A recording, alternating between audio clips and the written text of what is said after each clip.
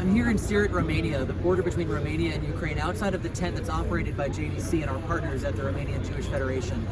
I've just finished another day witnessing the most extraordinary blend of professionalism and compassion. The sun's just gone down, we're setting up for Shabbat right now, and I'm struck by the notion that on Shabbat we sanctify time.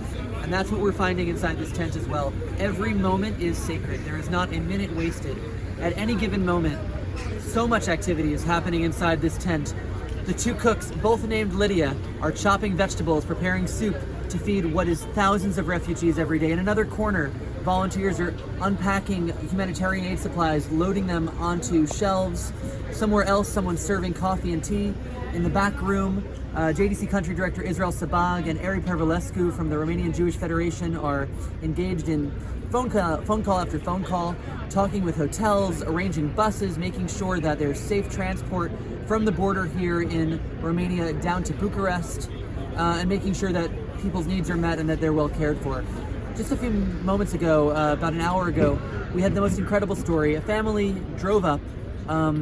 They weren't coming here to meet us. They were just coming over the border, and they saw the tent. They saw the word Hesed written in Russian. That's something that they knew, because the grandmother, she'll be 95 in about a week. She's a client of ours in Kyiv. She was a volunteer until 2005, and now she receives home care, a bank card to help purchase food and medicine. About a week into the war, she and her family evacuated from Kyiv to Western Ukraine, spent a few weeks there, bought a car, and then they made their way here. They came over the border and they saw us. And inside of an hour, we connected them with a hotel where they'll be staying in Bucharest. The grandmother and her daughter, who's 70, plan to live in Romania for at least the foreseeable future. We're going to help them find an apartment as well. That's what we do here. We seize the moment. We seize these precious moments, and we take every second and every minute and we make it sacred.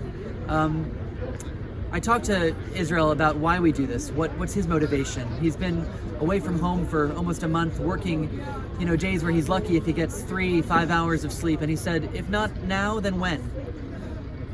The time is now to act. It's what we've been doing since 1914. It's who we are as JDC. It's who we are as a global Jewish people.